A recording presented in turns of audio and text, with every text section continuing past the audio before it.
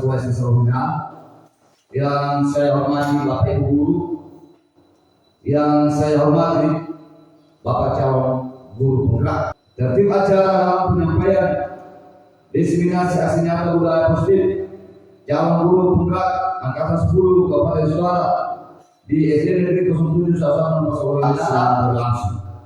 Sekarang kita masuk pada acara yang kedua, menyanyikan lagu Indonesia Raya yang dibawakan oleh Ibu Syukur Mulyadi Hulu, dan kami undang kepada Bapak Ibu semua untuk berdiri.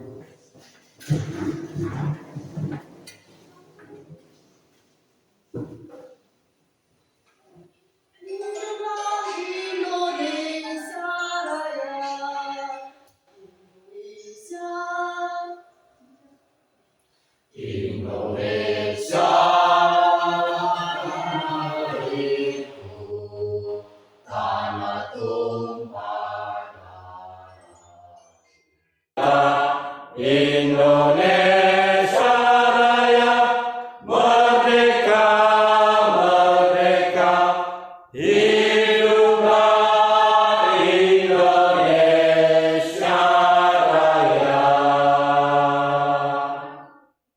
Kepada Bapak Ibu semua dipersilakan duduk kembali. Kata sambutan mewakili Bapak Ibu Guru dari SD Sarobinaha yang disampaikan oleh Bapak Agustinus Dewa SAG pada Bapak dipersilakan. Terima kasih kesempatan yang telah diberikan kepada kami oleh Bapak Pembawa acara. Salam sejahtera untuk kita semua. Salam. Yahoo. Yang kami hormati Bapak Kepala Sekolah, dengan pelaksanaan budaya positif ini, sekolah kita bisa maju, berkualitas, mandiri, dan berbudaya positif.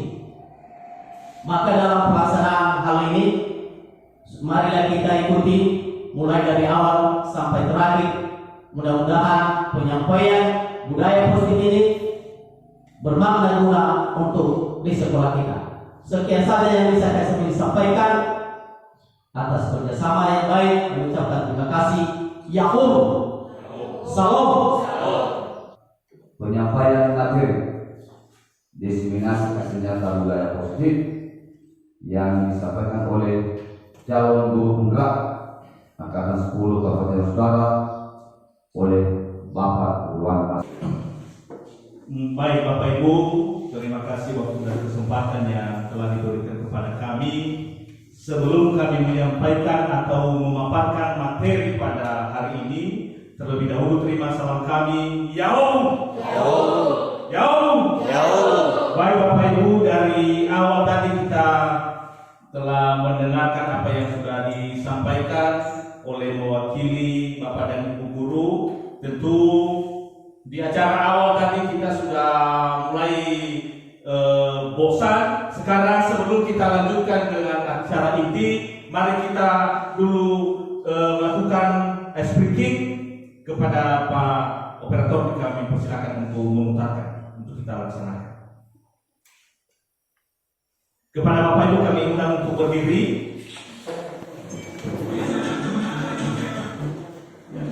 Oke Bapak Ibu, gimana Bapak Ibu? Sudah siap? Siap. Oke, mari kita mulai kepada Operator. Silakan untuk memutarkan.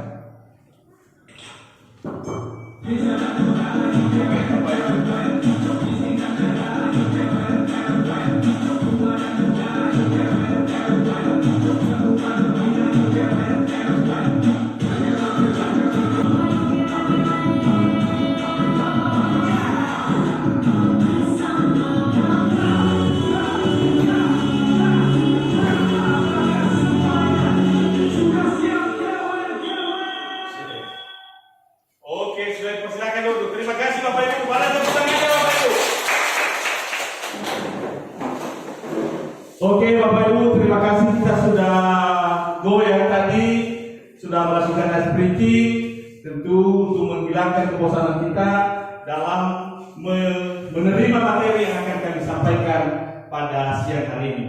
Bapak Ibu, saya CGP calon guru penggerak angkatan 10 Kabupaten Utara.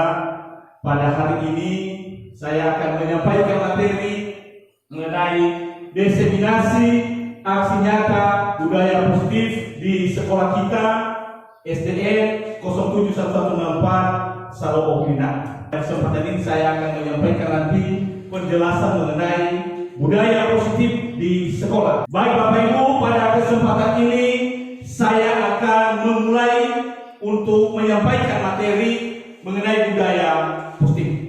Yang pertama Bapak Ibu, kita teringat dulu dengan Bapak atau tokoh pendidikan kita yaitu Ki Hajar Dewantara. Ki Hajar Dewantara itu adalah merupakan tokoh pendidikan kita di Indonesia yang menggagas pendidikan kita. Lalu apa hubungannya dengan budaya positif yang akan kita paparkan, yang akan saya paparkan kepada kita semua pada siang hari ini? Filosofi KHD. Pertama, seturut dengan filosofi KHD yang berpihak dan berpusat pada murid, pengembangan budaya positif sangat erat kaitannya dengan penerapan filosofi tersebut. Kenapa? Karena filosofi KHD, salah satunya filosofi KHD adalah bagaimana kita dalam pembelajaran memberikan kebebasan kepada anak. Bagaimana dalam melakukan pembelajaran kita memperhatikan minat dan bakat si anak dalam proses pembelajaran di dalam kelas. Pengembangan budaya positif, khususnya penerapan segitiga restitusi, sangat sejalan sesuai dengan pandangan KHD terkait dengan keberpihakan kepada murid tersebut. Kita memberikan kebebasan. Kadang-kadang Bapak Ibu tidak kita sadari di dalam kelas ada kasus anak, langsung kita selesaikan dengan memberikan hukuman. Tetapi apa langkah yang harus kita lakukan Bapak Ibu? Kita menyelesaikan dengan cara restitusi. Ya, kita memvalidasi apa pokok permasalahan yang dialami oleh si anak, sehingga melalui itu nanti si anak menyadari kesalahan. Ya, sehingga dalam proses pembelajaran anak-anak itu kita berikan kebebasan. Bagaimana mereka bisa bebas? Bagaimana kebebasan yang dimaksud?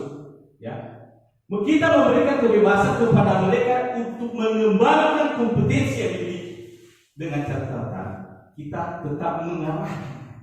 Kadang-kadang dengan tidak kita sadari Bapak Ibu, kita menuntut siswa, bukan menuntut. Tapi apa yang kita lakukan sebagai seorang guru? Kita harus menuntut siswa.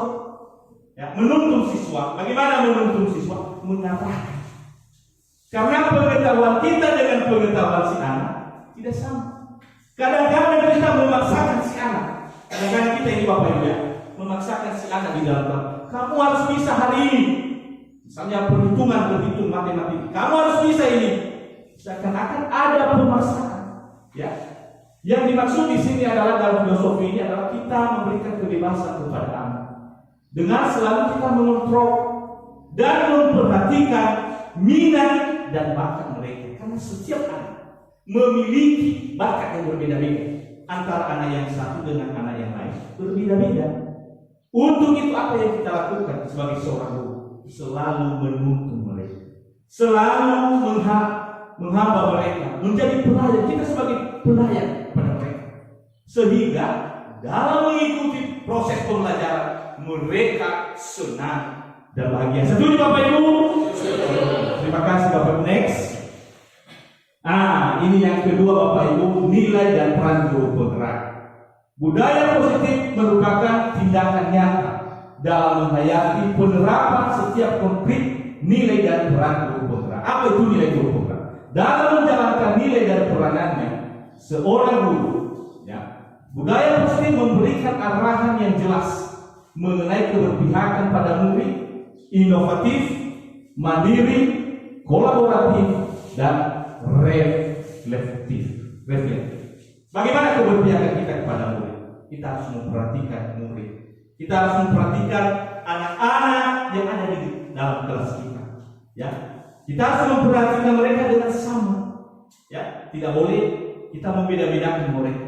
Kita berikan kesempatan yang sama kepada mereka semua untuk mendapatkan pelajaran. Kemudian ini berinovatif.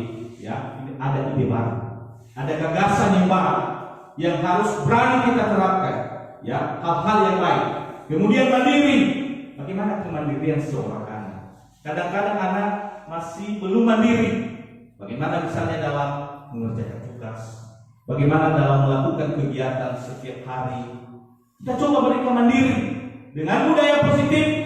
Misalnya pada pelaksanaan apel Bapak Ibu, kita ajak mereka untuk tampil ke depan, memimpin doakan, memimpin apel pagi kan, ya. Tapi kita berikan kesempatan kepada mereka untuk menjadi pemimpin, ya, dan mandiri dalam melaksanakan kegiatan. Kemudian kolaboratif. Ini harus ada hubungan yang baik. Di kolaboratif ini adalah hubungan yang baik.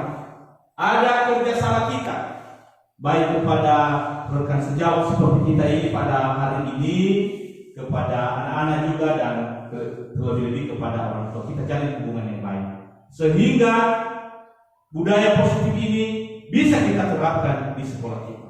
Kemudian reflektif. Kadang-kadang Bapak Ibu kita lupa dengan refleksi diri.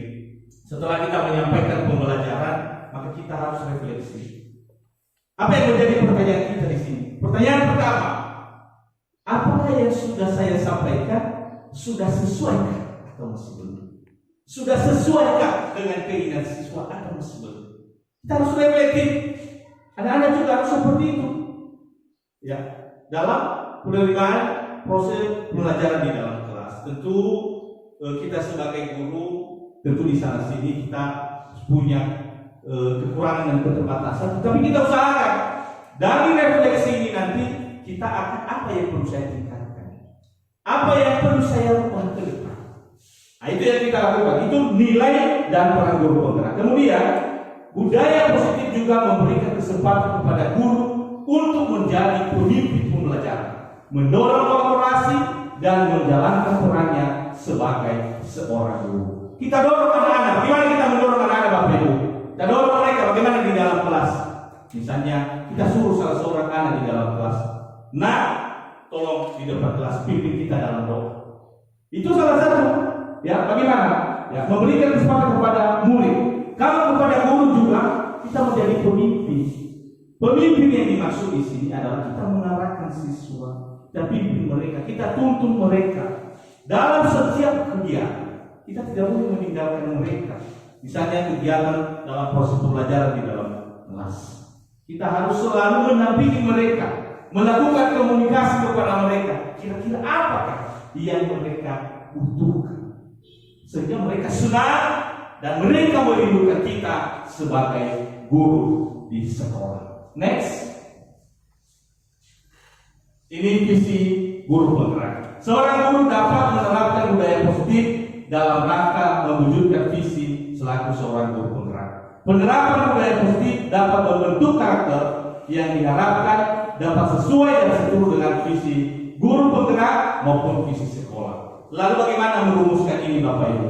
Bagaimana memberhasilkan, ya, daripada visi sekolah dan visi guru penggerak? Tentu kita sebagai guru kita harus menggali beberapa informasi. Apakah yang harus kita lakukan? Ya, apakah ide kita masing-masing? Dan kita simpulkan. Ya, setelah kita menyimpulkan menjadi satu visi sekolah, maka kita sebagai bapak dan guru melaksanakan dengan baik. Ya, sehingga apa yang kita impikan ke depan, ya, apa yang kita impikan ke depan dapat tercapai dan anak-anak menjadi anak yang baik, anak yang berkarakter dan anak yang berprestasi. Next, ini Bapak Ibu, itu tadi hubungannya dengan filosofi KD. Sekarang ini mengenai pengertian budaya positif. Ya, perlu kita ketahui Bapak Ibu bahwa budaya positif itu adalah sikap dan nilai kepercayaan. Ya, praktik-praktik yang menciptakan lingkungan yang mendukung dan memotivasi orang untuk berkembang dan berkontribusi secara positif. Apa sikap dan nilai Bapak Ibu? Termasuk Bapak Ibu kita terapkan di sekolah kita, misalnya budaya 5S. Setiap pagi kita menerima siswa kita dengan senyum, salam sapa, sopan dan santun. Ya, kalau kita lakukan itu Bapak Ibu, mereka terbiasa melakukan baik di lingkungan sekolah maupun di lingkungan masyarakat. Ya. Jadi mereka jadi terbiasa untuk melakukan hal yang baik. Misalnya di sekolah lagi Bapak Ibu, supaya menjadi budaya positif ini, budaya positif yang baik. Misalnya kita mengajak mereka untuk bergotong royong. Ya. Mereka itu berpartisipasi dalam gotong royong. Ya. Jadi melalui kegiatan-kegiatan yang baik ini, anak-anak menjadi sadar, oh inilah saya harus aktif dalam melakukan kegiatan ini. Ya, sehingga hal ini akan memberikan motivasi kepada mereka untuk bisa mengembangkan apa kemampuan yang sudah mereka miliki. Next, manfaat budaya positif di sekolah. Pertama, menurut KHD mengingatkan bahwa tujuan pendidikan adalah menuntut segala kodrat yang ada pada anak agar mereka dapat mencapai keselamatan dan kebahagiaan yang setinggi-tingginya, baik sebagai manusia maupun sebagai anggota masyarakat. Apa itu kodrat anak, Bapak? Ya, ada kodrat anak itu adalah ada kodrat alam dan kodrat cara. Apa itu kodrat alam? Kodrat alam itu adalah minat dan bakat. Sedangkan kodrat zamannya adalah bagaimana kita menyesuaikan pembelajaran yang kita sampaikan dengan perkembangan pada saya. Contoh Bapak Ibu, 5 tahun yang lalu mungkin perkembangannya dengan saat ini tidak sama. Kalau 5 tahun yang lalu mungkin IT masih belum populer. Sekarang kan penggunaan IT kan sudah merata ya di masing-masing sekolah. Sudah mulai, walaupun belum dilaksanakan secara penuh. Tapi paling tidak sudah ada gambaran wajib untuk dilaksanakan. Kemudian anak-anak agar mereka dapat mencapai keselamatan dan kebahagiaan yang setinggi-tingginya, baik sebagai manusia maupun sebagai anggota masyarakat. Bapak Ibu, kita harus memperhatikan minat anak. Kenapa kita memperhatikan? Agar mereka bisa nyaman, aman dalam menerima pembelajaran. Ya, mereka senang. Dengan mereka senang, maka mereka dengan sungguh-sungguh dapat menerima pelajaran apa yang kita sampaikan. Kemudian budaya positif menciptakan lingkungan belajar yang positif bagi murid, sehingga murid dapat memiliki disiplin diri dalam melaksanakan kegiatannya untuk mendukung pengembangan potensi, minat, bakat yang dimiliki murid dengan sebaik-baiknya. Ini yang saya jelaskan tadi. Ini dia, ya. Bagaimana menciptakan lingkungan belajar yang positif? Bagaimana Bapak Ibu anak-anak bisa nyaman belajar? Kalau misalnya di samping kiri kanannya anak-anak yang lain mengganggu terus, ribut terus. Nah, apa yang kita lakukan? Kita ciptakan lingkungan belajar yang nyaman kepada anak. Bagaimana mereka supaya mereka bisa betah, ya, untuk menerima pelajaran yang akan kita sampaikan. Next, disiplin positif dan nilai-nilai kebajikan universal. Nilai-nilai kebajikan universal berarti nilai-nilai kebajikan yang disepakati bersama lepas dari suku bangsa, agama, bahasa maupun latar belakangnya. Di dalam kelas Bapak Ibu kita buat satu kesepakatan di dalam kelas. Yang kesepakatan itu nanti akan menjadi keyakinan kelas. Kadang Bapak Ibu kita sebelum memulai proses pembelajaran kita terlewatkan dengan hal ini. Sebaiknya sebelum kita melaksanakan kegiatan pembelajaran di dalam kelas, kita buat kesepakatan dengan anak-anak. Apa kesepakatan kita hari ini? Misalnya kita tanyakan, apa? Mungkin ada anak-anak yang menyampaikan ide dan gagasan. Melalui ini bisa kita berkomunikasi dengan baik. Mungkin ada yang menyampaikan, Pak, tidak boleh ribut di dalam kelas. Nah, harus menyelesaikan tugas yang diberikan oleh Bapak dan Ibu. Ya, kita harus aktif dalam diskusi. Itulah ide-ide tadi. Lalu dari ide mereka ini, kita nanti melakukan diskusi sama-sama, menjadikan kata-kata dan kalimat ini menjadi kalimat positif yang menjadi nanti keyakinan kelas. Makanya nanti Bapak Ibu, ya, pada saat anak-anak ada yang berkasus misalnya, ada yang ribut di dalam kelas, bisa kita ingatkan melalui keyakinan kelas yang sudah kita buat tadi, kita tempelkan di dinding-dinding kelas. Misalnya ada di sana kita tempelkan misalnya tidak boleh ribut di dalam kelas, kan sudah kesepakatan itu. Anak-anak, bagaimana? Apa yang kamu lakukan ini sudah sesuai dengan kesepakatan kelas kita? Tentu dia sadar. Oh, saya sudah melanggar ya. Dia sadar, ya, dia sadar. Misalnya ada anak-anak yang berkelahi, ya, ada yang berkelahi, ataupun ada yang tidak mengerjakan tugas. Oh, kita ingatkan dia, tidak perlu dengan cara-cara membentak dan melakukan hal-hal yang lain, memberikan hukuman. Kita sadarkan dia tuh. Nah, kemarin ada kesepakatan kelas kita. Apakah yang kamu lakukan pada hari ini sudah sesuai dengan kesepakatan kelas kita misalnya?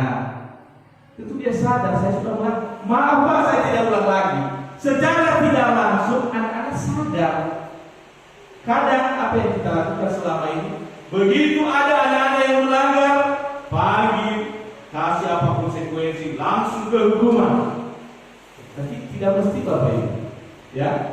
Tapi kita menyadarkan dulu, menyelesaikan dengan cara restitusi. Nanti ke depan akan kita jelaskan. Next. Ini Bapak Ibu.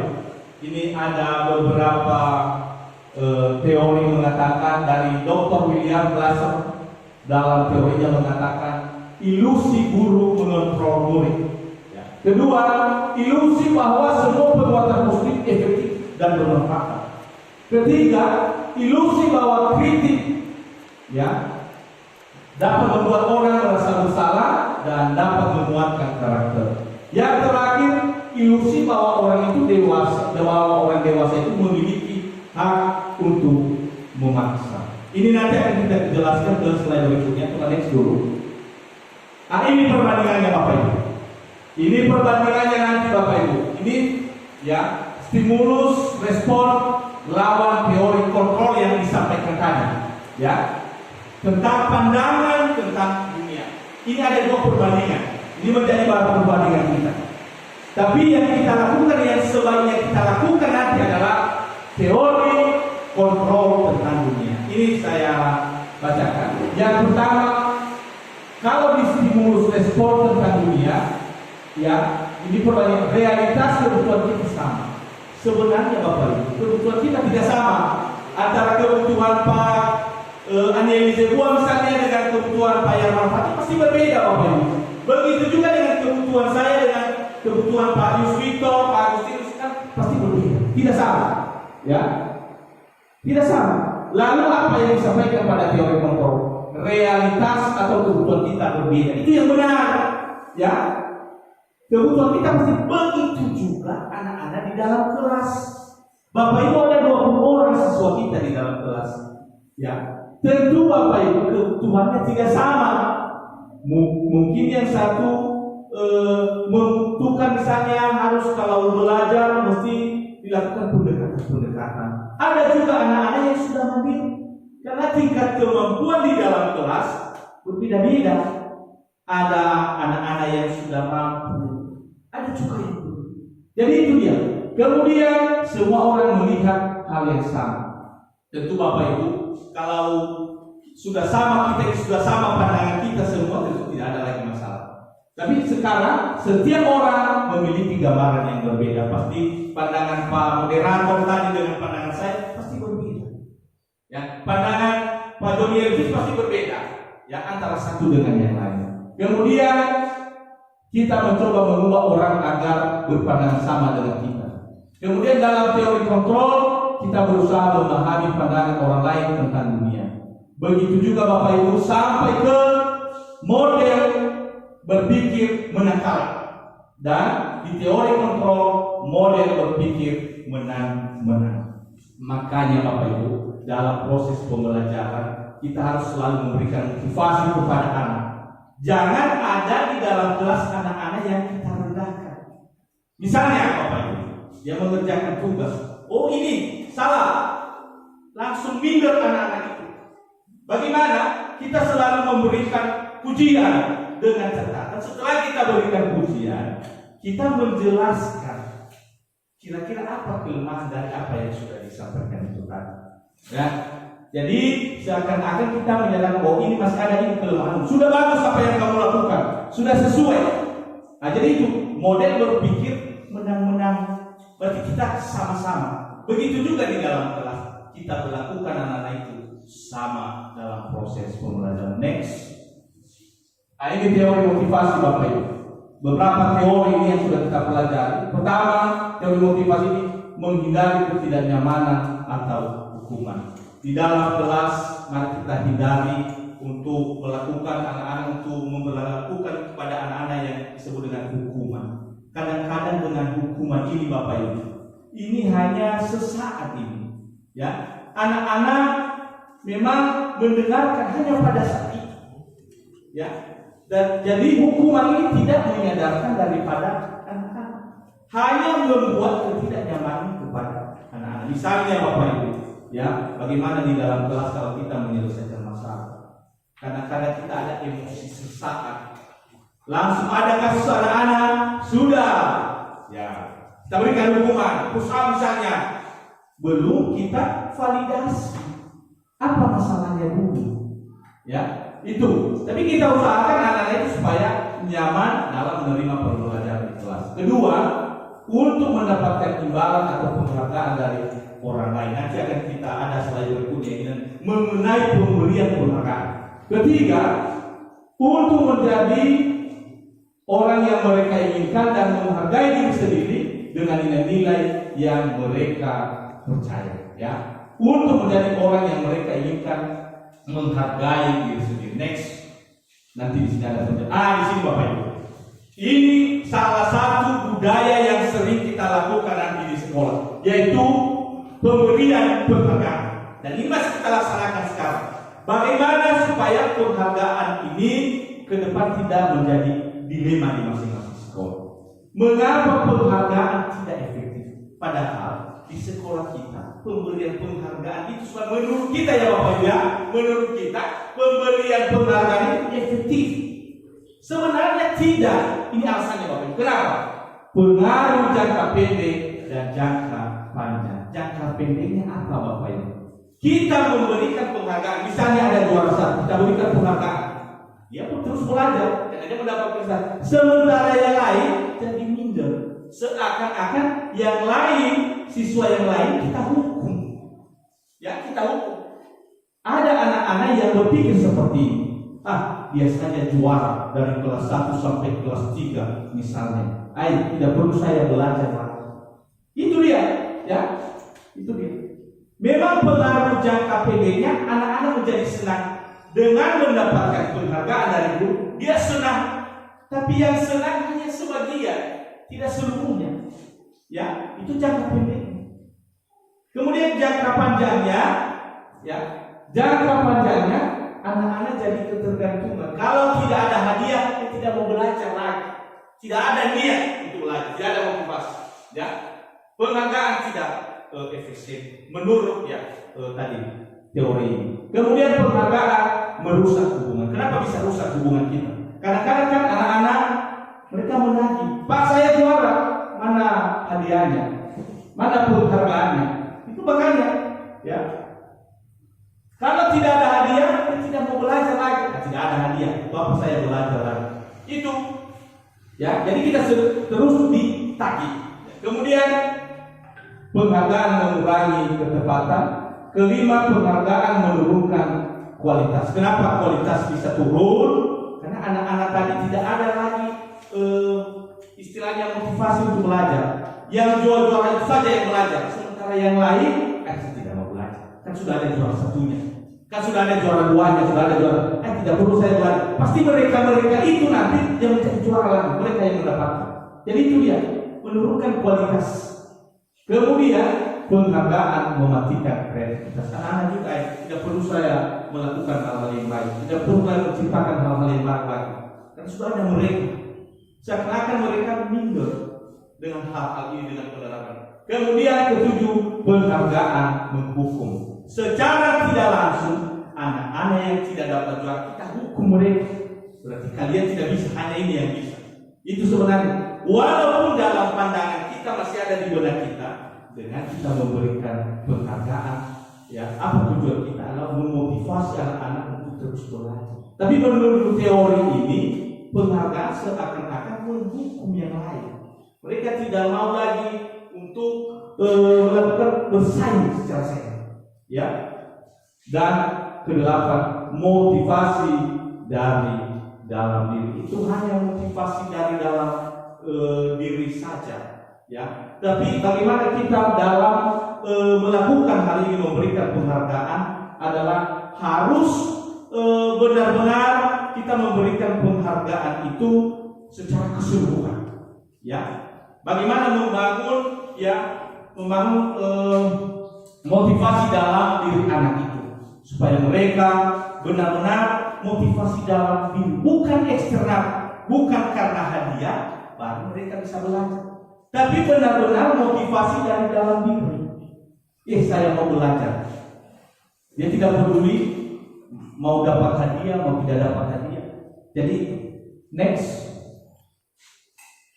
Ini dia kesimpulannya Bapak Ibu. Hukuman bersifat tidak terencana hanya satu arah, menyakiti hati anak, bahkan bisa menimbulkan dendam. Hukuman mungkin akan memberi dampak cepat, akan tetapi tidak akan memberikan efek jangka panjang. Ini Bapak Ibu. Kadang-kadang kita kalau menghukum anak-anak, memang di depan kita dia menerima, tapi di belakang kita kadang-kadang dia tidak menerima. Kadang-kadang Bapak Ibu masih ingat waktu kita masih di SD, SMP, dan SMA. Pasti kita sudah pernah dihukum oleh guru-guru kita pada saat SD. Lalu pasti kalau saya tanya Bapak Ibu, tentu masih ingat sampai sekarang. Walaupun tidak dendam, ya, walaupun tidak dendam, tapi masih ingat, masih ada bekasnya di dalam hati, masih teringat, ya, masa lalu itu masih teringat. Jadi itu dia, ya, menyakiti hati anak bahkan bisa menimbulkan dendam. Hukuman mungkin akan memberikan dampak cepat, akan tetapi tidak akan memberikan efek jangka panjang. Mungkin pada saat kita hukum, dia salah, saya dihukum karena saya salah. Kemudian setelah itu saya sudah dihukum Bapak itu, ya, saya tidak senang lagi dengan Bapak itu, dia selalu menghukum saya dan lain sebagainya. Akhirnya hubungan yang baik di antara kita tidak ada lagi. Kita tidak nyaman dalam mengikuti proses pembelajaran. Kemudian ada pendapat dari Alfred Kohn mengemukakan baik penghargaan maupun hukuman adalah cara mengontrol perilaku seseorang yang menghancurkan potensi untuk pembelajaran yang sesungguhnya. Kenapa bisa menghancurkan ini Bapak Ibu? Ya, menghancurkan potensi anak karena dengan pemberian hukuman itu hanya sesaat. Ya, anak-anak mendengarkan tapi hanya pada saat itu, jangka pendek saja. Tetapi dalam jangka panjang, anak-anak akan teringat Bapak itu sudah pernah pukul saya dulu. Ya, anak Bapak itu sudah pernah cubit saya dulu waktu sekolah. Masih ingat dia walaupun tidak ada dendam. Ya, begitu juga dengan pemberian penghargaan itu. Pemberian penghargaan hanya kepada sebagian siswa yang berprestasi. Sekarang pertanyaannya, bagaimana dengan siswa yang tidak berprestasi, yang tidak mendapatkan penghargaan? Tapi untuk itu tentu apa tuh yang sudah disampaikan di sini, mari kita secara pelan-pelan itu mencoba melaksanakan di unit kerja kita masing-masing. Next, ini lagi Bapak Ibu mengenai hukuman, sanksi dan konsekuensi. Kemudian restitusi. Kalau dihukum tadi sesuatu yang menyakitkan harus terjadi. Memang sakit Bapak Ibu. Ketika anak kita hukum pasti dalam hatinya memang di depan kita ingin dia Pak. Saya sadari apa yang saya lakukan sudah salah. Tapi di belakang kita bagaimana? Sanksi sesuatu harus terjadi. Sanksi ini misalnya Bapak Ibu, ada anak yang tidak mengerjakan tugas, tidak mesti kita hukum. Berdiri di depan kelas, push up, tidak mesti, tapi kita kasih sanksi. Sanksinya bagaimana Bapak Ibu? Kalau kamu belum menyiapkan tugas, kamu tidak boleh istirahat. Selesaikan di jam istirahat. Itu sanksi. Tidak mesti pukulan, cubitan, dan lain sebagainya. Kemudian di restitusi. Restitusi merupakan pilihan. Bagaimana kita melakukan? Nah, kita panggil anak-anak di depan. Kenapa kamu tidak mengerjakan tugas? Apa kendalamu? Kadang-kadang kita hanya sesaat saja, ya, kita langsung memberikan sanksi, memberikan hukuman. Tidak mesti Bapak Ibu. Kita lakukan dengan restitusi segitiga. Kita panggil, kenapa anak kamu tidak mengerjakan tugas? Oh, Begitu juga Bapak waktu sekolah kita sadarkan dia. Saya juga waktu sekolah pernah tidak mengerjakan tugas. Kenapa kamu tidak mengerjakan tugas? Sehingga apa yang ada di dalam hatinya keluar Bapak Ibu. Kadang-kadang juga anak tidak mau dia mengeluarkan apa yang ada di dalam hatinya. Jadi kita validasi data itu, kita sadarkan dia. Nah, yang kamu lakukan sudah sesuai dengan keyakinan kelas kita tadi. Kita tanyakan dia, sehingga melalui itu dia sadar, Pak, saya tidak mengulangi lagi.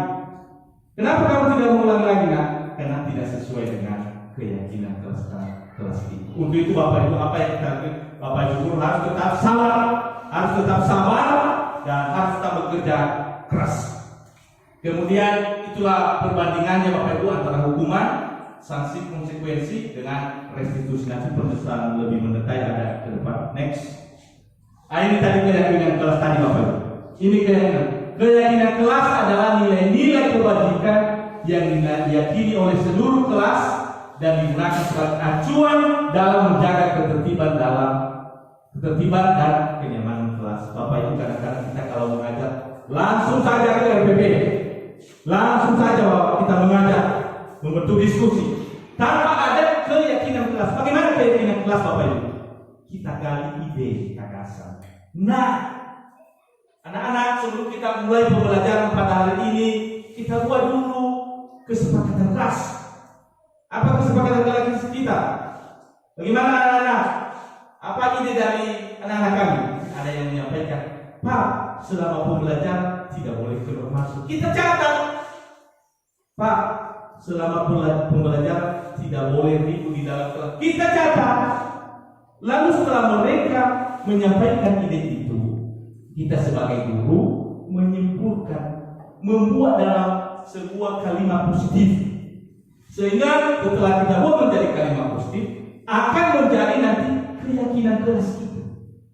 Keyakinan kelas itu Bapak Ibu bukan hanya kita sebut-sebut saja seperti itu. Setelah kita buat keyakinan kelas, ini pekerjaan kita Bapak Ibu. Kita tempelkan di dinding. Kita tempelkan di dinding.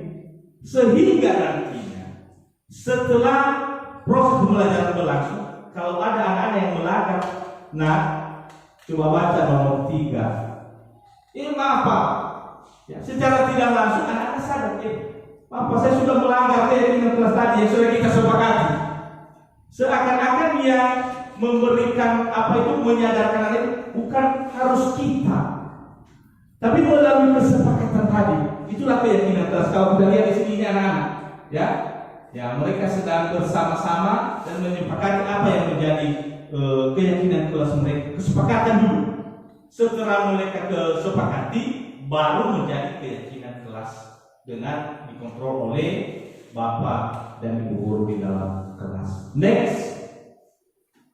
Baik Bapak Ibu, sebelum kita masuk ke kebutuhan dasar manusia, saya lihat Bapak Ibu sudah mulai mulai ada mulai bosan Bapak Ibu. Untuk itu mari kita menghidupkan suasana Bapak Ibu. Bagaimana kalau kita menampilkan ice breaking kita? Boleh kan Bapak Ibu? Boleh. Oke. Bagaimana Bapak Ibu? Tetap semangat? Semangat. Terima kasih Bapak Ibu. Pada Bapak Ibu kami persilakan untuk berdiri kembali. Mari kita melakukan ice breaking dulu untuk menghilangkan rasa bosan kita dalam mengikuti pemaparan pada siang hari ini.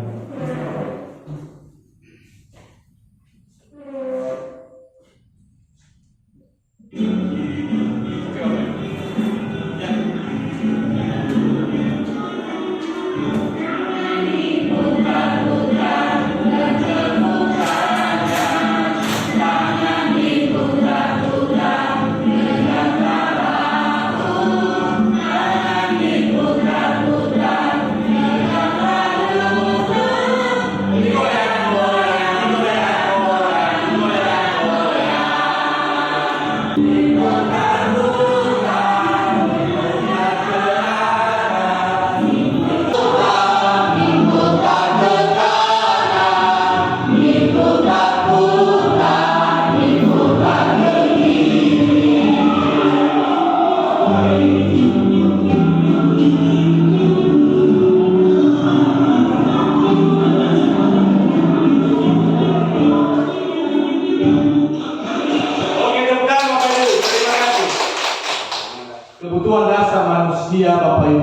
pertama adalah ada 5. Pertama, bisa bertahan hidup, ada kasih sayangnya, ada penguasaan, kebebasan, dan kesenangan. Pertama, Bapak Ibu, bertahan hidup.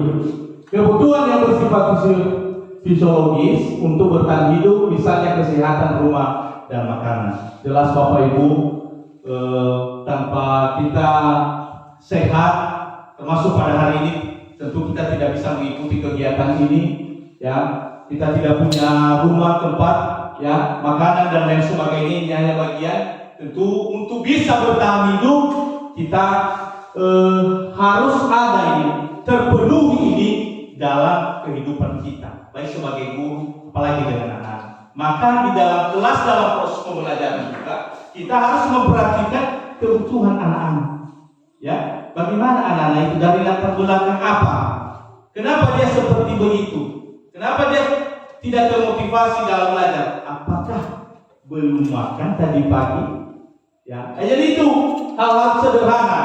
Ya, kita kontrol bagaimana, apa latar belakang. Kenapa anak itu tidak bisa? Ya, kenapa pengetahuannya begitu terus? Ya, kenapa tidak ada peningkatan? Kira-kira apa kendala? Ya, apa latar belakangnya? Nah, itu yang kita lakukan. Kemudian anak-anak juga pasti membutuhkan ini kasih sayang. Ya, kebutuhan untuk memberi dan menerima kasih sayang, dan kebutuhan untuk merasa menjadi bagian dari suatu kelompok. Di dalam kelas Bapak Ibu, kita harus memperlakukan anak-anak itu dengan sama. Kita harus menyayangi mereka. Kita harus menuntun mereka secara bersama-sama. Kita jangan membeda-bedakan. Ini karena ini hanya juara 1, ini hanya fokus kepada ini. Sama mereka, kita harus menyayangi mereka. Ya, kita harus menuntun mereka dengan sama, sehingga mereka senang dengan kita. Kita menjadi guru yang dirindukan. Oh, misalnya Ibu Syukur Mulyadi, ya, kita kan kalau kita disayangi oleh anak, pasti kita setiap hari ditanyakan. Kalau tidak hadir Ibu Syukur, pasti ditanyakan anak-anak. Mana Ibu Syukur ya? Coba kalau sering-sering memberikan hukuman. Bagusan aja Ibu itu tidak datang hari ini. Dia sudah cubit saya kemarin. Contoh, ya. Jadi itu. Kemudian penguasaan, keinginan yang dianggap berharga bisa membuat perbedaan, bisa membuat pencapaian atau kompeten yang diakui dan dihormati. Kita juga harus menguasai, ya, anak-anak juga harus kita kuasai latar belakangnya. Harus kita mengetahui anak-anak kita, mengetahui identitasnya, mengetahui apa keinginan, apa bakat, apa minat, ya, sehingga yang bisa membuat mereka bisa meningkatkan kemampuan. Karena anak-anak itu Bapak Ibu sudah ada potensi dirinya sebenarnya. Tapi tinggal kita bagaimana mengembangkan kompetensi yang mereka miliki. Bagaimana kita mengakui, kadang-kadang ada potensi yang ada pada anak, tapi karena tidak pernah kita akui, mereka merasa itu, saya tidak pernah diakui. Coba kamu bisa. Kamu tidak bisa di matematika, kamu bisa di olahraga, kamu bisa seperti ini. Tapi ada kelebihan yang dimiliki oleh masing-masing. Jadi kita hargai kelebihan mereka. Kemudian kebebasan, kebutuhan akan kemandirian, otonomi, memiliki pilihan dan mampu mengendalikan arah seseorang. Dalam memberikan kebebasan ini juga kita harus memperhatikan, kita harus bisa mengendalikan arahnya. Kadang-kadang dalam memberikan kebebasan Bapak Ibu, kita hadapi ini di dalam kelas, kita memberikan kebebasan kepada anak juga, anak-anak, Bapak itu kan tidak apa-apa, kalau tidak saya kerjakan tugasnya nanti tidak apa-apa. Kita kan bebas, dia tidak marah dan lain sebagainya. Dalam memberikan kebebasan ini adalah dalam batas tertentu juga. Kita harus mengendalikan, kita harus bisa mengendalikan anak-anak itu, ya, sehingga anak merasa apa yang saya lakukan ini yang bisa, ini juga yang tidak bisa. Kemudian membuat bagaimana anak menjadi senang. Kebutuhan untuk mencari kesenangan, bermain dan tertawa. Ini kebutuhan anak Bapak Ibu. Mereka sangat senang kalau diajak bermain, diajak tertawa di dalam kelas. Ya, misalnya diajak bermain dalam, misalnya seperti tadi di SPK yang sudah kita lakukan. Diajak bermain mereka di dalam kelas. Proses pembelajaran itu kita ciptakan bagaimana anak-anak itu aman, nyaman dalam menerima pelajaran. Kita bisa membuat dalam bentuk ini bermain, kita harus tertawa-tertawa, ya, membangun hubungan yang baik. membangun komunikasi dengan anak-anak, melakukan pendekatan kepada anak, supaya mereka tidak jauh dari kita, ya, supaya mereka tidak jauh dari kita. Ada komunikasi yang baik. Makanya Bapak Ibu, kalau misalnya kita membentuk kelompok diskusi di dalam kelas, Bapak dan Ibu seharusnya tidak harus di depan terus. Kita harus mengontrol dan mengawasi mereka, memantau mereka melalui kerja kelompok. Kira-kira apa anak kesulitannya? Nah, kita tawarkan mereka apa kesulitannya, apa yang sudah bisa, apa yang belum. Kita buat mereka supaya senang dalam menerima pelajaran. Next, 5 posisi kontrol. Ini kontrol guru ini. 5 posisi yang kontrol yang dilakukan oleh guru. Guru ini adalah dianggap sebagai penghukum, pembuat merasa bersalah, teman, manajer, dan pemantau. Next, di situ ada penjelasannya nanti. Oke, ini sebagai penghukum Bapak Ibu. Seorang penghukum bisa menggunakan hukuman fisik maupun hukuman verbal. Orang-orang yang menjalankan posisi penghukum senantiasa mengatakan bahwa sekolah memerlukan sistem atau alat yang dapat lebih menekankan murid lebih dalam lagi. Kadang-kadang Bapak Ibu, ini hukuman fisik tadi yang sudah saya jelaskan sebelumnya, bahwa hukuman ini sebenarnya tidak baik untuk pada saat ini, untuk kita lakukan kepada anak-anak. Tapi apa yang baik kita lakukan adalah restitusi, ya, menyadarkan anak-anak, menyadari apa kesalahannya. Karena hanya sesaat, menghukum itu hanya sesaat. Dia menyadari kesalahan hanya pada saat itu, jangka pendek, tidak dalam jangka panjang. Ya, misalnya kita buat patuhi aturan saya atau awas ya. Ya, kalau kamu melanggar, maka saya misalnya pasti selalu yang terakhir selesai. Ya, jadi tidak boleh kita bilang kepada anak-anak seperti itu. Kalau kamu yang selesainya nanti di terakhir terus, saya akan menghukum. Jangan. Jadi terus kita berikan motivasi. Ya, kamu selalu saja salah-salah. Tidak boleh menghakimi anak. Ya, tapi kita berikan penguatan, kita berikan motivasi kepada kamu, nak pasti bisa. Ya, kamu harus bisa seperti ini, belajar terus, ya, dalam kelompok. Jadi itulah pemberian. Kemudian pembuat merasa bersalah. Pada posisi ini biasanya guru akan bersuara lebih lembut. Pembuat rasa bersalah akan menggunakan keheningan yang membuat orang lain merasa tidak nyaman, bersalah atau rendah hati. Di posisi ini, murid akan memiliki pendirian diri yang buruk tentang diri mereka. Murid merasa tidak berharga dan telah mengecewakan orang yang disayang. Apa maksudnya ini Bapak Ibu? Ya, pembuat merasa bersalah. Tidak mesti kita anak-anak itu kita hukum, Bapak, tapi kita sadar, kita panggil.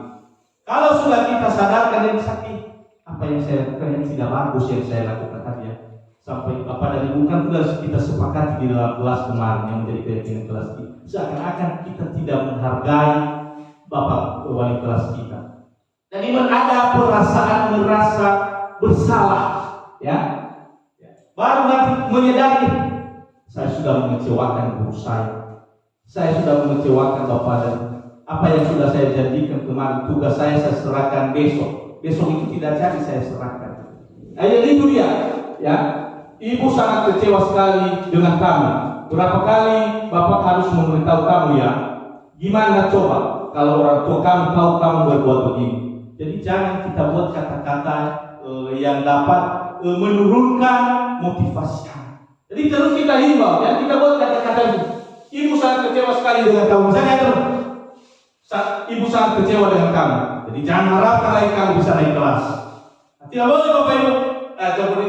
Tapi kita panggil dia, kita arahkan, kita bimbing. Nah, apa yang sudah kamu lakukan itu tidak bagus. Ya, jangan diteruskan lagi.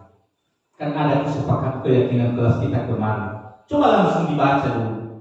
Ya, secara pelan-pelan nanti biasa pilih. Saya sudah mengatakan, mohon maaf Ibu, ya. Ya, itu dia. Lanjut, next. Sebagai teman, guru pada posisi ini tidak akan menyakiti murid, namun akan tetap berupaya mengontrol murid melalui persuasi. Posisi teman pada guru bisa negatif atau positif. Di sini Bapak Ibu sering terjadi sebagai teman. Kadang-kadang juga Bapak Ibu, kita di sini harus benar-benar memahami. Kenapa? Karena di dalam posisi teman ini antara guru dengan siswa, kadang-kadang juga di sini ada sisi positifnya dan ada sisi negatifnya. Apa sisi positifnya? Anak-anak menjadi komunikatif dengan kita. Kita bisa berkomunikasi dengan baik. Mereka tidak seperti Pak bertanya, ya ini yang kurang mengerti saya Pak. Mereka langsung bertanya. Tapi sisi negatifnya begini Bapak Ibu. Kalau kita sudah berteman kepada anak-anak, kalau kita tidak menjaga juga posisi kita sebagai guru, kadang-kadang ada berpikir negatif. Bapak itu tidak apa-apa, Bapak itu tidak siap untuk tugasnya, tidak apa. Kita dianggap sepele oleh anak-anak, tetapi kita di sini dalam posisi harus tetap mengontrol mereka, ya, harus tetap memberikan batas-batas sebagai teman. Jangan karena kita sebagai sudah menganggap mereka sebagai teman, mereka juga menganggap kita sebagai ya biasa saja. Padahal orang yang lebih tua apalagi guru harus kita menghargai dan menghormati. Di sini coba di sini Bu, ayo bantulah demi Bapak ya. Ayo ingat tidak bantuan Bapak selama ini. Ya sudahlah, kali ini tidak apa-apa. Nanti Ibu bantu bereskan. Seakan-akan kita kan sebagai teman itu memberikan bantuan. Dengan catatan bantuan yang kita berikan itu, kita berikan pemahaman kepada mereka. Tidak selamanya nanti Bapak Guru membantu kamu. Ya, kita jaga juga karena ada batas-batasnya. Kalau tidak ada batas nanti anak-anak juga bisa menganggap sepele kita, ya, setiap hari. Sehingga apa nanti yang kita sampaikan, ya biasa saja.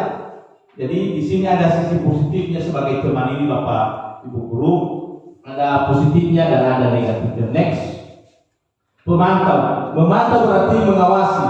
Pada saat kita mengawasi, kita bertanggung jawab atas perilaku orang-orang yang kita awasi. Tentu di dalam kelas kita harus mengawasi anak-anak. Itu menjadi tanggung jawab kita, ya, menjadi tanggung jawab kita. Posisi pemantau berdasarkan pada peraturan dan konsekuensi dengan menggunakan sanksi, konsekuensi, atau kita tidak dapat memisahkan hubungan pribadi kita dengan murid sebagai seorang yang menjadi posisi pemantau.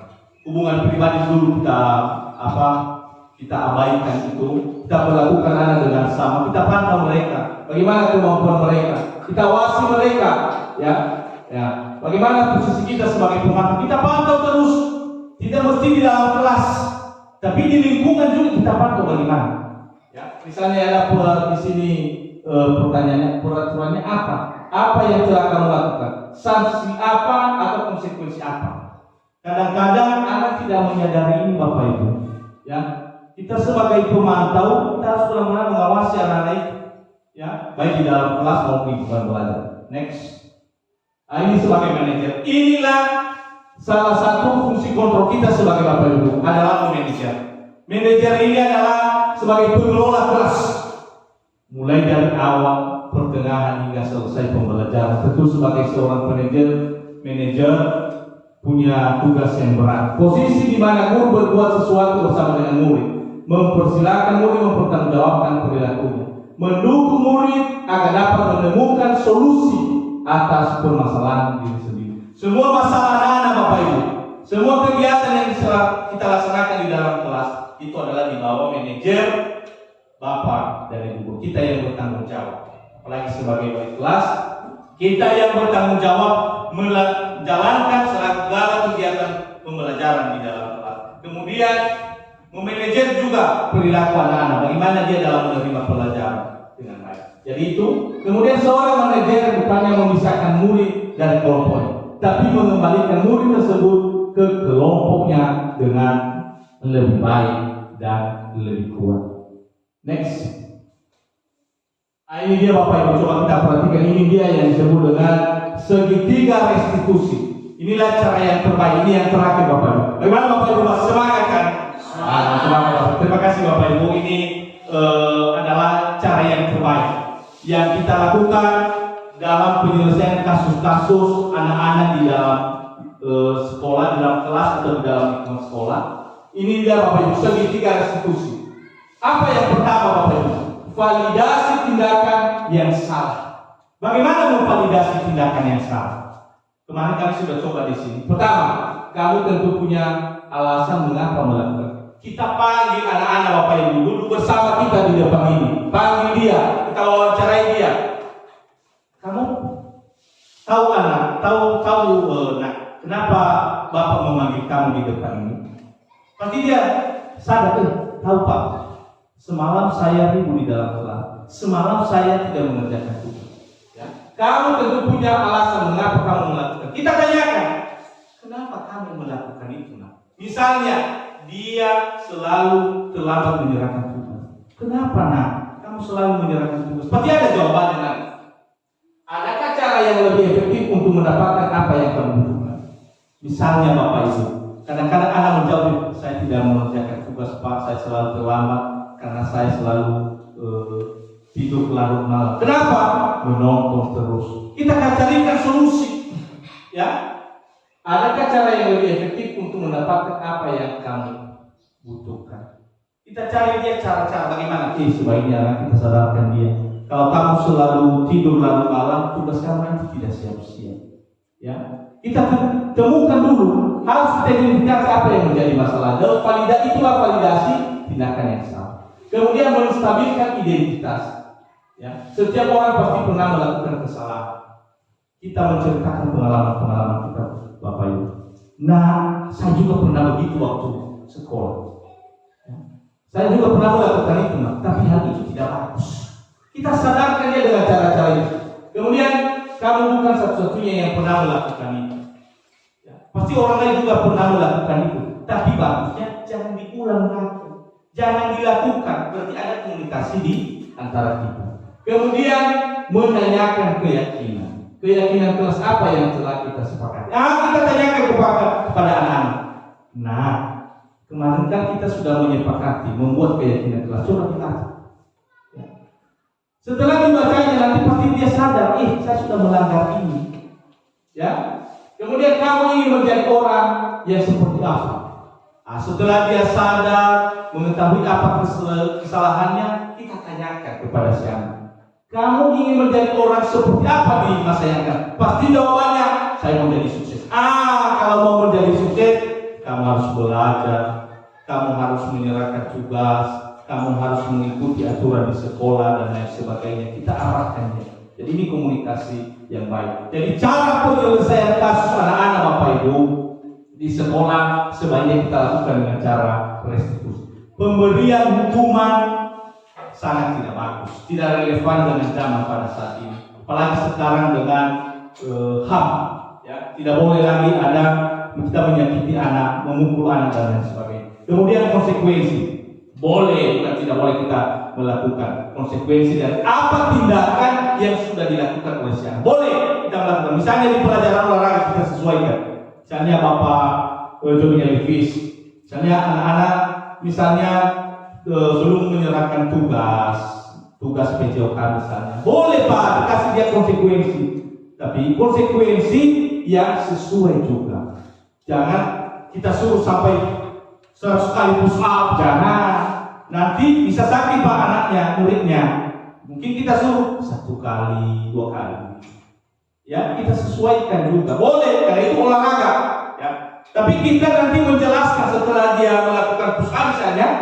Nah, kamu sudah sehat ya. Kamu sehat ya.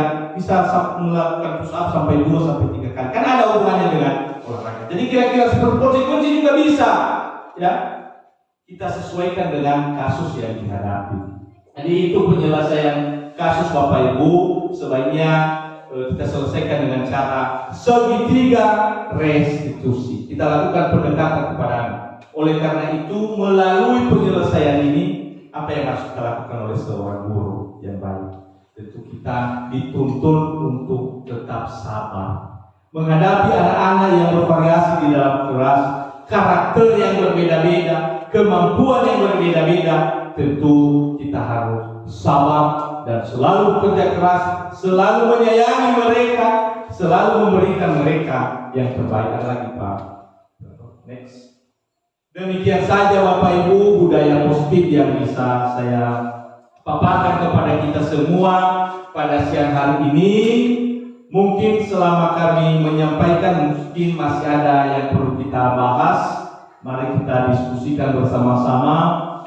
Dalam budaya positif ini ada tadi disiplin positif, ada beberapa teori, kemudian keyakinan kelas, kebutuhan manusia, kemudian segitiga restitusi, dan fungsi kontrol guru. Mungkin Bapak Ibu ada yang perlu lagi kita diskusikan, ada hal-hal yang perlu kita yang Bapak Ibu pertanyakan melalui waktu ini. Mari kita berdiskusi bersama-sama. Kalau ada Bapak Ibu yang mau bertanya, kami persilakan untuk menyampaikan pertanyaan. Oke Bapak Ibu, bagaimana Bapak Ibu? Masih semangat? Semangat. Terima kasih Bapak Ibu. Bagaimana, ada yang perlu kita diskusikan Bapak Ibu? Ada pertanyaan Bapak Ibu berdasarkan pemaparan kami? Kalau ada, Bapak Ibu kami persilakan. Oke, dari Ibu Agustina Jebua, persilakan Bu. Terima kasih kesempatan yang diberikan kepada kami. Yang perlu kami tanyakan di sini Pak, dari 5 posisi kontrol guru, mana yang lebih utama dan sering kita lakukan di sekolah? Sekian saja. Oke, terima kasih Bu. Baik Ibu Agustina, pertanyaan yang luar biasa. Dari kelima tadi posisi kontrol guru, mana yang harus kita lakukan yang lebih kita utamakan? Bagaimana Bapak Ibu yang lain? Ada yang bisa menanggapi? Mari kita diskusikan. Ini pertanyaan yang sangat disampaikan oleh Bu Agustina. Bagaimana Bapak Ibu yang lain? Ada yang bisa memberikan tanggapan, masukan? Pak moderator bisa? Silakan Pak.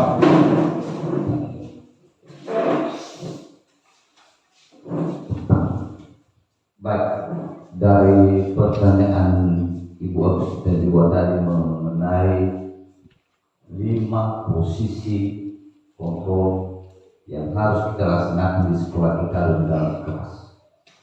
Jadi menurut pemahaman kami di sini dari apa yang disampaikan oleh dari Bapak CGP tadi, bahwa yang perlu kita kembangkan di situ adalah cara kerja kita sebagai guru untuk membina siswa dalam arti manajerial seorang guru itu harus kita tingkatkan dan harus kita terapkan dalam kelas kita masing-masing, membina hubungan kolaboratif yang efektif sehingga siswa kita bisa nanti mampu mengikuti apa yang kita sampaikan.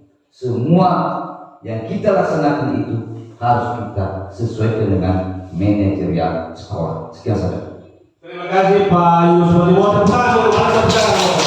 Terima kasih Pak, pencerahan yang luar biasa. Bagaimana dengan Bapak Ibu yang lain? Ada yang kasih masukan, tanggapan? Mungkin Pak YS, Pak Yusuf Victor Debua bisa menyampaikan tanggapan.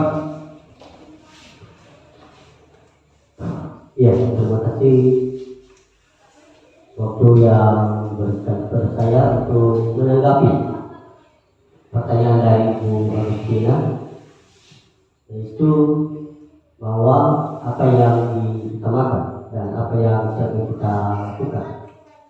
Tentu tadi sudah kita dengar dari pemaparan dari Bapak CGP bahwa dia telah menyampaikan salah satunya yaitu 5 posisi kontrol di dalam kelas. Tentu kalau kita dulu yang pertama, dia telah menyampaikan tadi bahwa ada 5 yaitu penghukum, teman, pembuat merasa bersalah, dan pemantau. Tentu hal ini ada yang sering kita lakukan di dalam kelas dan ada juga yang masih belum. Mudah-mudahan nanti dengan kita mendengarkan semua pemaparan ini, maka bisa kita lakukan yang terbaik di dalam kelas kita masing-masing. Tentu menghukum bukanlah suatu hal yang sangat baik yang kita dengar tadi, karena hukuman bisa membuat siswa itu minder atau kurang percaya diri, atau bisa saja bisa berakibat kepada moral yang siswanya. Selanjutnya yang kedua sebagai merasa bersalah. Jadi kadang-kadang kalau kita membuat sebagai siswa merasa bersalah, kadang-kadang siswa itu bisa takut lagi berbuat, sehingga apa yang dia buat ke depan maka tidak bisa mandiri. Ya, misalnya dia telah berbuat sesuatu, tapi karena kita tegur dia, mengaitkan orang yang dia sayangi, maka takut dia berbuat selanjutnya nanti. Misalnya memaki, padahal di rumah bapak ibunya tidak dilarang untuk memaki. Setelah kita tegur, baru dia sadar, ibu saya tidak melarang saya untuk memaki. Di situ dia kecewa. Ya, ada rasa kekecewaan kepada orang yang dia sayangi. Selanjutnya ada sebagai teman, kadang-kadang kita kalau siswa itu kita jadikan teman itu juga yang baik, tapi ada efek baiknya, ada positifnya, ada juga negatifnya. Kadang-kadang kalau kita jadikan teman, siswa itu memang bagus, tapi kadang-kadang ada sisi negatifnya juga sama kita, yaitu ya kadang namanya anak-anak dalam soal berbicara atau di suatu tempat dia tidak bisa mengontrol dirinya karena dia sudah merasa kita sebagai temannya. Dia sangat baik, tapi ada juga hal-hal yang kurang baik di sini. Jadi sebagai pemantau mungkin kita sering memantau, mungkin ini kita gunakan apa yang kita lakukan di situ dengan menggunakan sanksi pada suatu masalah yang dilakukan kita. Jadi yang menurut saya yang perlu kita lakukan itu dalam hal ini itu sebagai manajer. Nah, inilah posisi guru yang sangat bagus. Kenapa menjadi kita sebagai manajer? Karena kita bisa mengetahui seluruh apa yang ada di dalam otak kita, apa yang bisa kita rencanakan, apa yang perlu kita perbaiki, apa yang perlu kita yakini, itu adalah kita yang mengendalikan kendali sebagai bapak ibu guru di dalam kelas. Mungkin hanya itu saja yang bisa saya tanggapi. Mudah-mudahan ada teman yang lain dan ada nanti bapak CGP yang bisa menyampaikan. Ya, terima kasih. Oke, mana tepuk tangannya Bapak Ibu? Terima kasih, luar biasa jawaban yang sudah disampaikan Pak Yusma Teguh tadi yang pertama, dan yang kedua disampaikan oleh Pak YS, Pak Yus Victor Teguh. Sebenarnya Ibu Agustina, semua ini harus kita lakukan. Ini kontrol, ini 5 kontrol guru sebenarnya harus kelima-limanya harus kita lakukan. Tapi pertanyaannya tadi apa yang paling utama? Sesuai dengan apa yang sudah disampaikan tadi adalah pertama, yang paling utama adalah sebagai manajer. Memang semuanya harus kita lakukan. Memang di dalam kelas kita sebagai penghukum, kita sebagai teman mereka, kita sebagai pembuat merasa bersalah mereka, kita sebagai pemantau atau yang mengawasi mereka.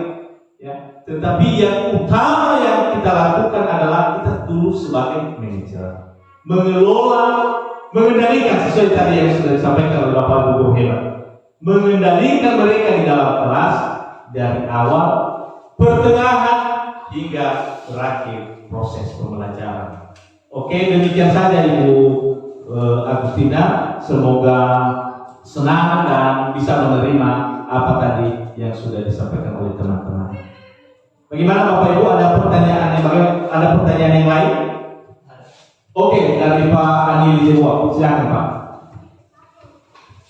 Oke Pak, terima kasih kesempatan. Nama saya Ani Lijewa. Tidak banyak yang perlu kami sampaikan di sini. Pertama, Bapak CGP memaparkan kepada kami bahwa budaya positif yang dilakukan kepada peserta didik. Tentunya pada budaya positif ini atau diberlakukan pada siswa, tentunya ada tantangan-tantangan yang kami hadapi. Ya. Di dalam kelas siswa itu beda-beda tingkah atau sikap. Tentunya pada pelaksanaan itu mungkin selama ini di dalam kelas yang diberlakukan memang kami berlakukan ini yang dinamakan dengan restitusi, tetapi secara hukuman atau secara langsung atau juga sudah diberlakukan dengan konsekuensi. Tentunya dalam hal ini sudah Bapak KHD menyampaikan filosofinya bahwa pendidikan itu harus sejalan dan pendidikan itu harus berpusat pada peserta didik. Nah, maka timbullah pertanyaan di situ, bagaimana cara atau contoh langkah-langkah selanjutnya untuk menyelesaikan permasalahan itu dengan segitiga restitusi. Demikian, terima kasih. Terima kasih Pak, pertanyaan yang luar biasa. Mari kita berikan aplaus dulu buat Pak Ali. Terima kasih Pak, ini pertanyaan bukan hanya pertanyaan Bapak, sebenarnya adalah pertanyaan kita semua. Karena kita adalah menemui ini di dalam kelas kita masing-masing. Tadi disampaikan oleh Pak Andi Elizebua, kira-kira apa yang kita lakukan? Bagaimana penerapan segitiga restitusi itu dalam penyelesaian kasus-kasus anak-anak di kelas kita masing-masing? Gimana dulu? Sebelum kami menjawab dari depan, mungkin ada Bapak Ibu yang bisa menyampaikan tanggapan, bisa menjawab atau memberikan penguatan lagi tentang pelaksanaan segitiga restitusi ini. Bagaimana? Ada Bapak Ibu yang bisa menyampaikan? Gimana Pak? Silakan Pak, terima kasih. Baik, terima kasih kesempatan yang diberikan kepada kami dalam penerapan segitiga restitusi di sini tadi dari pertanyaan Pak Amin Buah, dan menurut kami di sini tadi diterapkan oleh Bapak CGP, Bapak Kirwan Mas Liman Zebuan, bahwa segitiga restitusi itu pertama-tama mari kita memvalidasi. Artinya apa saja tindakan yang benar-benar salah dan kemana arahnya tindakan itu bisa kita meluruskannya. Yang kedua, memfasilitasi menstabilkan identitas. Nah, di sini juga kita berperan sebagai guru, bagaimana kita memfasilitasi identitas ini yang sebenar-benarnya terjadi pada diri anak peserta didik kita. Dan terakhir ini harus kita memberikan keyakinan yang dari awal tadi telah kita sepakati kepada peserta didik kita, supaya hal-hal itu bisa dia tahu dan mengerti. Jika dia sudah melanggar, pasti dia sadar bahwa hal-hal ini telah saya langgar. Dan inilah menurut kami bagaimanakah kita bisa terapkan segitiga restitusi ini kepada peserta didik kita masing-masing. Sekian saja, terima kasih. Baik, terima kasih. Tepuk tangan dulu buat Pak. Terima kasih Pak, jawabannya luar biasa. Bagaimana penerapannya tentu sesuai dengan yang sudah disampaikan tadi, dan kami juga telah menjelaskan tadi pada pemaparan bahwa ini salah satu yang paling baik dalam menyelesaikan kasus anak-anak kita di dalam kelas atau di lingkungan sekolah adalah dengan menggunakan segitiga restitusi. Kenapa ini sangat baik? Karena kita melakukan pendekatan kepada anak. Kita panggil anak-anak itu. Kita tanyakan kepada mereka kenapa mereka melakukan itu. Kita sadarkan, ya. Dan kita berikan juga bimbingan dan arahan. Kalau kamu terus melakukan ini yang terjadi, sehingga anak-anak sadar. Kemudian kita tanyakan tadi keyakinan kelas, apa yang sudah kita sepakati di dalam kelas dan sudah menjadi keyakinan kelas di kelas kita tanyakan bagaimana. Secara tidak langsung anak-anak menyadari, oh saya sudah melanggar itu, ya. Tapi tidak melalui hukuman, tidak melalui sanksi, ya. Itu langkah yang paling bagus. Kemudian, ya, setelah kita menanyakan itu, baru kita mau menyampaikan arahan. Apa yang kamu inginkan ke depan? Ya, Tentu ada anak-anak saya menginginkan yang terbaik ke depan. Kita arahkan dia. Tapi kalau terus ini yang kamu lakukan, bagaimana nanti cita-citamu itu bisa tercapai? Jadi itu dia. Jadi kita adakan komunikasi yang baik, kita lakukan pendekatan sesuai dengan langkah-langkah ini tadi.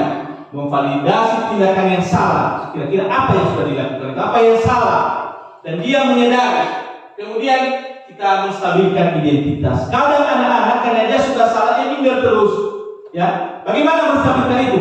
Nah, pasti orang lain juga pernah berbuat seperti itu. Termasuk kita. Saya juga pernah.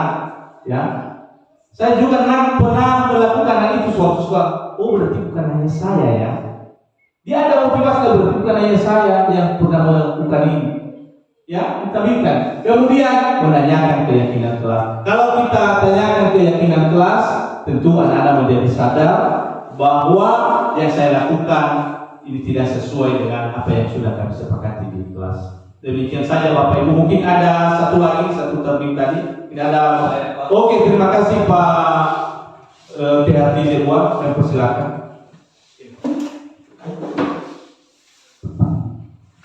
Baik, terima kasih kesempatan yang diberikan kepada kami. Yang menjadi salah satu pertanyaan saya setelah kami dengarkan pemaparan materi penyampaian diseminasi aksi nyata budaya positif pada siang hari ini yang disampaikan oleh Bapak CGP adalah bagaimana kira-kira merumuskan keyakinan kelas. Kira-kira itu Pak, terima kasih. Baik Pak. Baik, terima kasih Pak. Ini pertanyaan yang luar biasa. Mana tepuk tangannya Bapak Ibu? Oke, terima kasih pertanyaan yang luar biasa. Bagaimana ada Bapak Ibu yang bisa menanggapi? Kira-kira langkah-langkah apa yang kita lakukan? Ada? Bagaimana? Ada? Ibu Yuti tidak bisa? Saya kasih bagaimana yang lain? Bagaimana Bapak Ibu? Mungkin ada dari Ibu Syukur ya menanggapi. Kami tanggapi dengan pertanyaan Bapak THT Dewa dengan bagaimana merumuskan keyakinan kelas. Menurut kami di sini untuk merumuskan keyakinan kelas kita dulu mengecek atau bagaimana itu keyakinan kelas. Terus juga murid menulis apa keyakinan mereka yang mereka inginkan. Itu saja dari sini Pak. Baik Bapak Ibu, terima kasih. Mana tepuk tangannya Bapak Ibu? Semangat ya. Oke, terima kasih Bapak Ibu. Tetap semangat, tetap setia dalam mengikuti kegiatan hari ini. Dari pertanyaan tadi Pak THT Dewa, bagaimana langkah-langkah dalam merumuskan keyakinan kelas? Tentu dalam merumuskan keyakinan kelas, kita sebagai Bapak dan Ibu guru, kita harus berkomunikasi di dalam kelas, menggali ide dan gagasan kepada anak-anak. Kita berkomunikasi dengan anak-anak. Kita membuat satu kesepakatan dulu. Kita sepakati kira-kira apa yang kalian inginkan pada sebelum kita mulai proses pembelajaran. Itu yang kita tanyakan kepada anak-anak. Mungkin ada anak-anak nanti yang menyampaikan ide, Pak, kita harus tertib di dalam kelas. Kita harus mengerjakan tugas. Tidak boleh ada yang tidak menyerahkan. Harus kita selesaikan yang kita serahkan hari ini. Tidak boleh ada yang mengganggu teman. Dari ide mereka itu nanti kita buat menjadi kalimat positif. Dan itulah yang menjadi keyakinan kelas itu. Sehingga pada saat mereka melanggar aturan itu, langsung kita arahkan anak-anak itu. Nah, coba baca keyakinan kelas keyakinan kelas itu. Melalui itu anak-anak nanti sadar, oh saya sudah melanggar poin 3 ya. Tertib di dalam kelas, tidak boleh mengganggu teman. Itu salah satunya. Atau misalnya ada keyakinan kelas kita, tidak boleh misalnya tidur di dalam kelas. Karena ada anak-anak itu tidur di dalam kelas, tidak boleh tidur. Oh, maaf Pak. Ya, secara tidak langsung dia menyadari bahwa dia sudah melanggar apa yang sudah menjadi kesepakatan dan sudah menjadi keyakinan kelas itu. Itulah keyakinan kelas itu, Bapak Ibu. Sama dengan aturan di dalam kelas sebenarnya, aturan. ya, tapi menyadarkan anak-anak melalui kesepakatan. Seakan-akan yang membuat aturan ini, kalau dulu yang membuat aturan ini kita guru menguasai kelas, buat aturan ini, kita paksakan terus apa yang ada di hati kita, ya.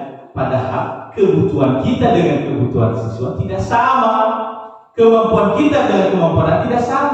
Yang kita senangi dengan yang mereka senangi pasti berbeda. Mungkin ada keinginan mereka, ya. Jadi melalui komunikasi itu, ya, melalui penggalian ide itu mereka bisa menyampaikan, oh ini yang kami senangi Pak, ya, pada saat pembelajaran. Nanti kalau ada teman-teman kami yang ribut, kami tidak konsen belajar. Ini Pak harus tertib, tidak boleh keluar masuk di dalam kelas. Kita buat, ya, kita tempelkan di situ sehingga seakan-akan itu menjadi aturan di dalam kelas. Itu dia keyakinan kelas ini. Jadi bagaimana Bapak Ibu? Bagaimana Pak Tiardi? Oke, terima kasih Pak. Bagaimana? Masih ada lagi yang perlu ditanyakan Bapak Ibu? Atau kita cukupkan? Kalau masih ada, kami persilakan. Kalau tidak ada lagi, maka kita lanjutkan ke sesi berikutnya. Bagaimana Bapak Ibu? Oke, baik Bapak Ibu. Mungkin tidak ada lagi yang perlu ditanyakan. Mungkin nanti di lain waktu juga kita bisa berkomunikasi dan berbagi pengetahuan dan informasi. Demikian saja Bapak Ibu, ya, pemaparan kami mengenai budaya positif. Kami dari calon guru penggerak angkatan 10 dari Kabupaten Nias Utara. Pemaparan kami menyadari bahwa apa yang kami sampaikan pada siang hari ini jauh dari kesempurnaan. Tentu itu menjadi refleksi buat kami ke depan, apa yang menjadi kelemahan dan apa kekurangan kami. Dan satu harapan kami, semoga apa yang sudah kami sampaikan dan apa yang sudah kita terima pada hari ini bisa kita terapkan di sekolah kita dan kita bisa melaksanakannya dan bermanfaat juga buat anak-anak kita semua. Demikian saja pemaparan kami dan kami akhiri dengan salam kami, salam kami, Yaum.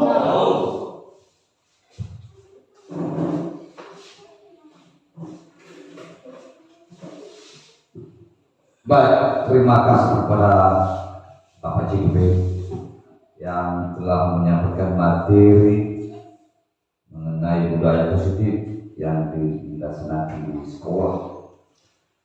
Untuk itu, setelah kami mendengarkan dan memahami apa yang telah disampaikan oleh Bapak, kami ingin belajar. Mengapa kami ingin belajar semua Bapak Ibu guru? Karena di awal pembelajaran ini kita akan menghadapi apa masalahnya di situ nanti.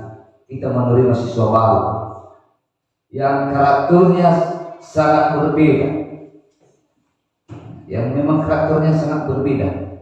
Mengapa? Karena mereka usianya sudah masih rendah. Jadi mari kita belajar bagaimana cara kita mengarahkan siswa yang kurang pemahaman. Ini nanti di awal pembelajaran ini kita menghadapi masalah diskriminasi budaya positif ini. Tapi mulai dari kecil itu kita belajar. Jadi mari kita semua Bapak Ibu guru belajar berkolaborasi bagaimana agar budaya positif ini berlangsung dengan baik di sekolah kita ini. Untuk itu kita lanjutkan dengan acara yang selanjutnya, kata penutup yang disampaikan oleh Bapak Yusuf Tor Zebul. Kepada Bapak dipersilakan.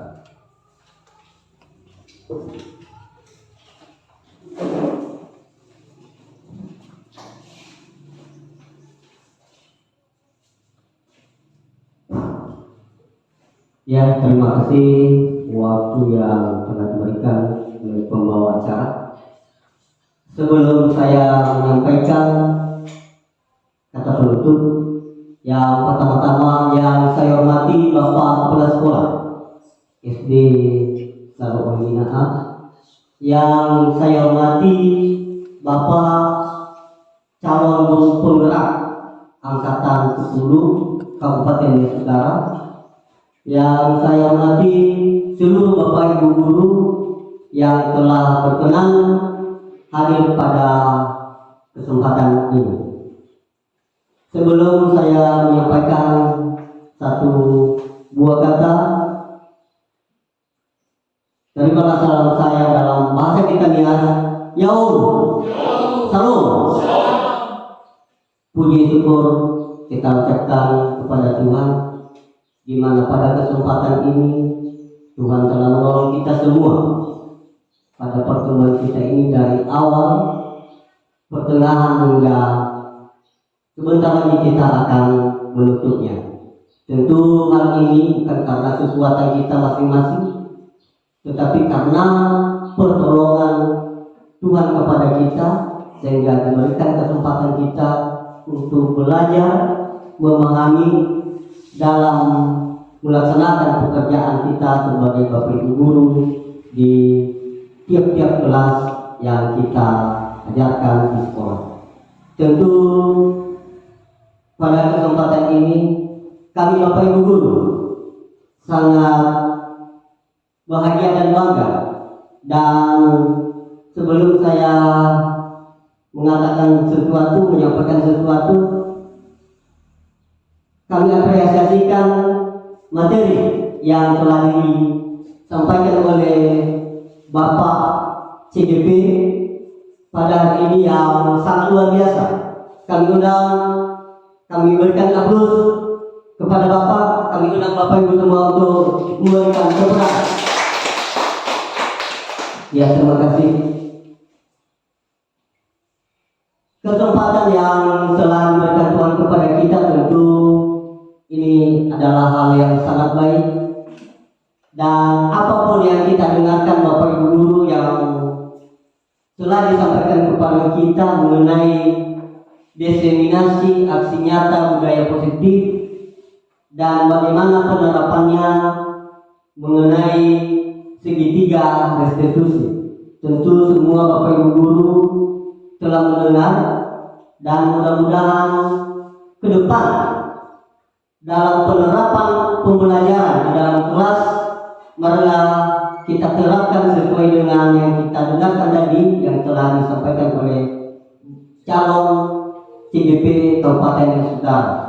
Tentu hal ini sangat berguna kepada kita dan begitu juga kepada anak-anak, di mana hal ini dalam penerapan budaya positif dan restitusi maka akan meningkatkan kualitas mutu pendidikan di dalam kelas kita masing-masing. Kenapa Bapak Ibu guru?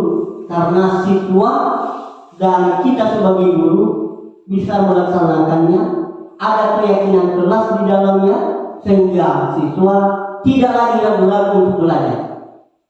Tetapi dengan semangat, dengan motivasi yang kita berikan, maka anak-anak juga bisa meningkat kualitas prestasi yang mereka. Justru karena itu kami sangat berterima kasih kepada Bapak Irwan Mas Lima yang telah menyampaikan materi diseminasi aksi nyata budaya positif kepada kami Bapak Ibu guru SD Selongwina. Semoga materi yang kami dengar dapat bermanfaat dan dapat kami laksanakan pada kelas kami masing-masing. Selanjutnya pada pertemuan kita kali ini, tentu kalau kami mohon maaf kalau ada yang kurang berkenan, kekurangan kelemahan dalam pelaksanaan ini, kami juga mohon maaf Pak.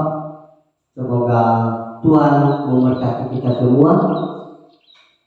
Salam terakhir saya, wa ikan afifu yaum. Salam.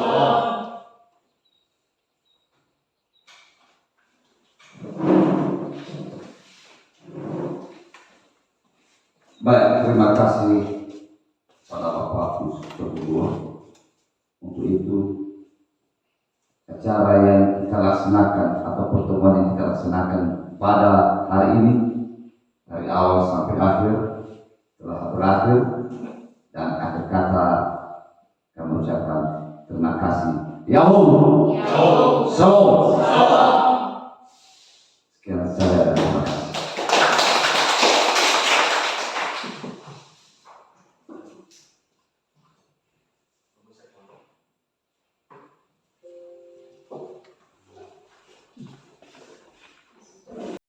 Selamat pagi, saya Yus Victor Zebua, guru di SD Negeri 071164 Saloo Hilina. Pada kesempatan ini saya menyampaikan bahwa atas nama Irwan Mas Deliman Zebua, calon guru penggerak angkatan ke-10 Kabupaten Nias Utara, Bapak Irwan Mas Deliman Zebua telah memaparkan di sekolah kami tentang budaya positif. Setelah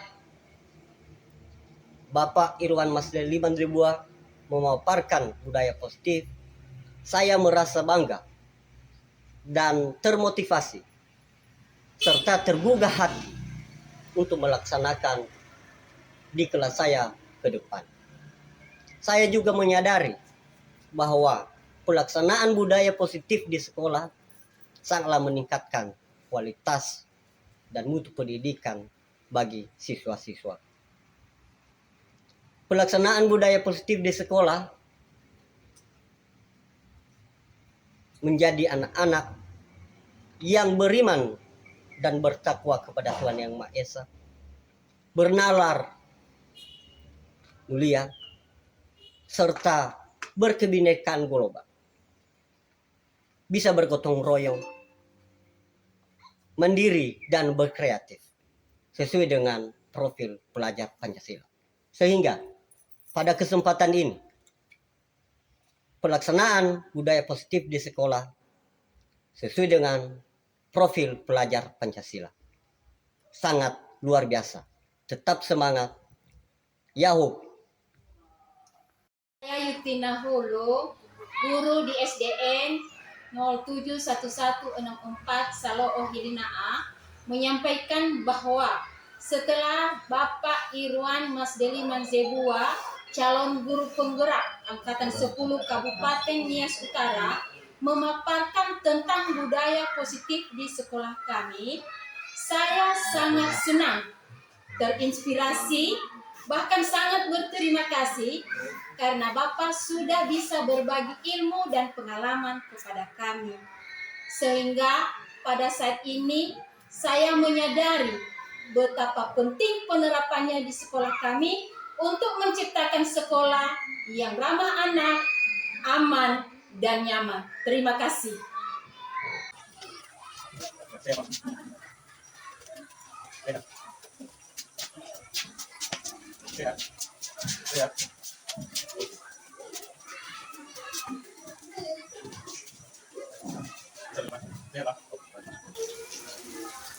Pagi, tapi silakan dulu. Apa kabar, David? Sehat, Pak. Terima kasih, David. David, tadi saya memperhatikan kamu waktu di dalam kelas. Kamu tertidur ya di dalam kelas? Ya, Pak. Tadi saya tertidur karena saya mengantuk. Oh, begitu ya. Memang kalau kita sedang mengantuk, pasti bawahnya kita yang tidur. Tapi itu hal yang wajar. Tetapi kalau sedang proses belajar berlangsung, sebaiknya kita harus menghindarkan itu.